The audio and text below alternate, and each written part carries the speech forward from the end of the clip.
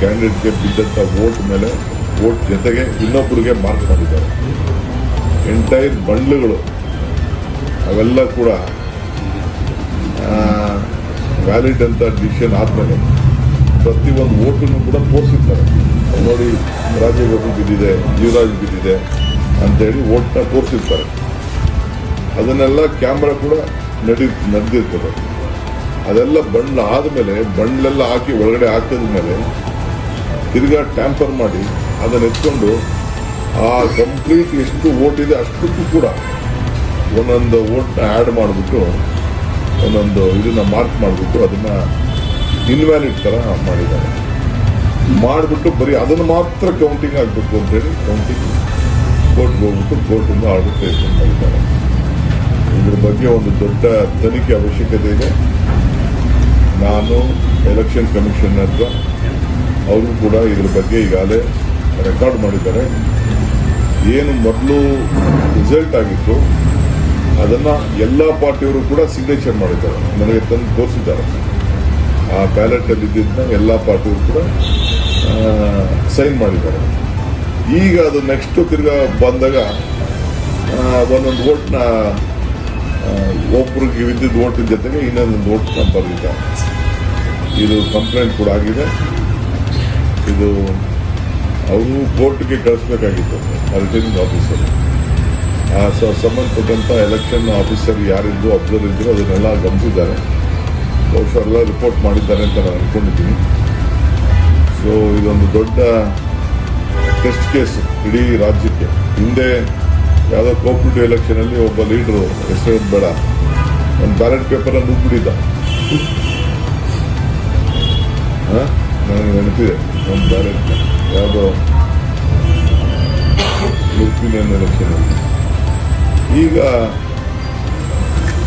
ಈ ರೀತಿ ಮಾರ್ಕ್ ಮಾಡಿ ಅದನ್ನೆಲ್ಲ ಕೂಡ ಇನ್ವ್ಯಾಲಿಡ್ ಥರ ಮಾಡಿ ಈ ಕುತಂತ್ರ ನಡೆಸಿ ಈ ಒಳಗಡೆ ಹೋಗಿ ಇರುವಂಥ ನಮ್ಮ ಅಧಿಕಾರಿಗಳನ್ನ ಮಿಸ್ಯೂಸ್ ಮಾಡಿಕೊಂಡು ಮಾಡಿರೋದು. ಇದ್ರ ಬಗ್ಗೆ ತನಿಖೆ ಅವಶ್ಯಕತೆ ಇದೆ. ಕಂಪ್ಲೇಂಟ್ ಫೈಲ್ ಆಗಿದೆ. ಸೊ ನಾವು ಇದನ್ನು ಪೊಲಿಟಿಕಲಿ ಸರ್ಕಾರದ ಮಟ್ಟದಲ್ಲಿ ಮತ್ತು ಎಲೆಕ್ಷನ್ ಕಮಿಷನ್ ಅಂತ ಮಾತಾಡಿ ಇದರ ಬಗ್ಗೆ ಒಂದು ದೊಡ್ಡ ತನಿಖೆಗೆ ಆದೇಶ ಮಾಡ್ತೀವಿ. ಲೀಗಲಿ ಏನು ಫೈಟ್ ಮಾಡಬೇಕು ಮಾಡಿ. ಈಗ ಸದ್ಯಕ್ಕೆ ಗೆದ್ದಿದ್ದೀವಿ ಅಂತ ಬಂದಿರ್ಬೋದು, ನಮ್ಮ ಲೆಕ್ಕಕ್ಕೆ ಅವ್ರು ಗೆದ್ದಿದ್ದೀವಿ ಅಂತ ನಾವು ಇಟ್ಕೊಳ್ಳೋದಿಲ್ಲ. ಡೇ ಒನ್ನಿಂದನೂ ಕೂಡ ರಾಜೇಗೌಡರ ಮೇಲೆ ಅವರ ಆಸ್ತಿ ವಿಚಾರದಲ್ಲಿ ಬೇರೆ ವಿಚಾರದಲ್ಲಿ ಐ ಥಿಂಕ್ ಇಂಥ ದೊಡ್ಡ ಕ್ರಿಮಿನಲ್ಗಳು ಇದ್ದಾರೆ ಬಿಜೆಪಿಗೆ ಅಂತ ನಾನು ಎಕ್ಸ್ಪೆಕ್ಟ್ ಮಾಡಲಿಲ್ಲ. ಪ್ರಜಾಪ್ರಭುತ್ವ ವ್ಯವಸ್ಥೆಯಲ್ಲಿ ಎಲೆಕ್ಷನ್ ಗೆಲ್ತಾರೆ ಸೋಲ್ತಾರೆ ಅದು ಬೇರೆ ವಿಚಾರ. ಇಷ್ಟು ದೊಡ್ಡ ಷಡ್ಯಂತ್ರ ಇದೆಯಲ್ಲ, ನಮಗೆ ದೊಡ್ಡ ಶಾಕಿಂಗ್ ಇದೆ.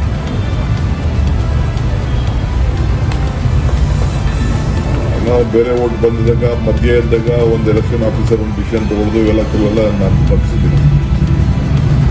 ಈ ರೀತಿ ಒಂದು ದೊಡ್ಡ ಇಂಟರ್ನ್ಯಾಷನಲ್ ಸೆನ್ಸ್ ಥರ ನಡೆಸಿದ್ದಾರೆ.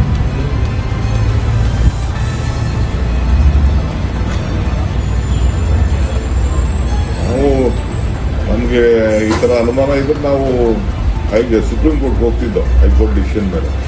ಈಗ ಅವರು ಗಾಯತ್ರಿ ಶಾಂತನಗೌಡದು ಕೌಂಟಿಂಗ್ ಆಯಿತು. ಇವತ್ತವರೆಗೂ ಕೂಡ ಒಂದು ವರ್ಷ ಆದ್ರೂ ಇನ್ನೂ ರಿಸಲ್ಟ್ ಅನೌನ್ಸ್ ಆಗಿಲ್ಲ. ಅದೆಲ್ಲ ಭಾಳ ಬುದ್ಧಿವಂತಿಕೆಯಿಂದ ಕೋರ್ಟಲ್ಲಿ ಬ್ಲಾಕ್ ಮಾಡ್ಕೊಂಡು ಬರ್ತಾನೆ ಇದ್ದಾರೆ. ಇವತ್ತವರೆಗೂ ಬರೀ 12 ಓಟಲ್ಲಿ ಸೌಮ್ಯ ರೆಡ್ಡಿದ್ದು ಇವತ್ತವರೆಗೂ ಕೂಡ ಅದೊಂದು ಕೌಂಟಿಂಗ್ ಆಗಿಲ್ಲ. ಇದು ಮಾತ್ರ ಹೆಂಗೆ ಕೌಂಟಿಂಗ್ ಆಗುತ್ತದೆ? ಆಗುತ್ತೆ ಸರ್. ಎಲ್ಲ ಮೂವ್ ನಡೀತಾ ಇದೆ. ನಾನು ಇದನ್ನ ವಿಚಾರ ನಿಮ್ಮ ಗಮನಕ್ಕೆ ತರ್ತಾ ಇದ್ದೀನಿ. Thank you sir. ಈಗ JDS ಅದು ಅಂದರೆ ಈಗ ಬ್ಯಾಲೆಟ್ ಪೇಪರ್ನ ನೆಕ್ಸ್ಟ್ ಸ್ಥಳೀಯ ಸಂಸ್ಥೆಗಳಿಗೆ ಚುನಾವಣೆ ನಡೆಸ್ತಾ ಇದ್ದೀರಾ, ಇದನ್ನು ನೋಡಿದ್ರೆ ಫಲಿತಾಂಶ ನೋಡೋದು ಶೃಂಗೇರಿದು ಮುಂದೆ ಯಾವ ರೀತಿ ದುರ್ಬಳಕೆ ಮಾಡ್ಕೊಳ್ತಾರೆ ಗ್ರೇಟರ್ ಬೆಂಗಳೂರು ಚುನಾವಣೆಗೆ ಅಂತ ಟ್ವೀಟ್ ಮಾಡಿದ್ದಾರೆ. ಮಾತಾಡೋಣ ಬಿಡಿ ಅವ್ರ ಆಮೇಲೆ. ಅಷ್ಟು ಅವ್ರು ಎಲೆಕ್ಷನ್ ನಿಂತ್ಕೊಳ್ಳಿಲ್ಲ, ಆಮೇಲೆ ನಿಂತ್ಕೊಳ್ತಾರೋ ಬಿಡ್ತಾರೋ, ಬಿಜೆಪಿ ಜೊತೆ ಮರ್ಜ್ ಆಯ್ತಾರೋ ಇದು ನೋಡೋಣ.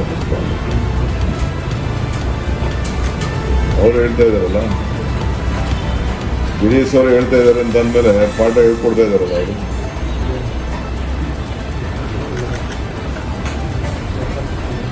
ಈ ಕೇಂದ್ರ ಸರ್ಕಾರವನ್ನು ಅಪೋಸ್ ಮಾಡುವಂತಹ ರಾಜ್ಯಗಳು ಅಂದ್ರೆ ಪಶ್ಚಿಮ ಬಂಗಾಳ, ತಮಿಳುನಾಡು ಮತ್ತು ಕೇರಳದಲ್ಲಿ. ಬಟ್ ಕೇರಳ ಹೆಂಗೋ UDF ಬಂತು, ಬಟ್ ತಮಿಳುನಾಡು ಮತ್ತು ಪಶ್ಚಿಮ ಬಂಗಾಳದಲ್ಲಿ ಸ್ವಲ್ಪ ಬಿಜೆಪಿಗೆ ಪ್ಲಸ್ ಆಯ್ತು ಅಂತ. ಇವಾಗ ಕೇಂದ್ರ ಸರ್ಕಾರವನ್ನ ಎಲ್ಲ ವಿಚಾರದಲ್ಲೂ ಒಂದು ತೆರಿಗೆ ವಿಚಾರ ಆಗಿರ್ಬೋದು, ಭಾಷೆ ವಿಚಾರವಾಗಿರ್ಬೋದು, ಎಲ್ಲ ವಿಚಾರದಲ್ಲೂ ಒಂದು ಸ್ಟ್ರಾಂಗ್ ಆಗಿ ಅಪೋಸ್ ಮಾಡುವಂಥದ್ದು. ಬಟ್ ಈಗ ಬಿಜೆಪಿ ಲೀಡ್ ಬರ್ತಾ ಇದೆ ಈ ಭಾಗದಲ್ಲಿ. ಎಲ್ಲ ಆಮೇಲೆ ಮಾತಾಡೋಣ. ನಡೀಲಿ, ಎಲೆಕ್ಷನ್ ಇದೆ.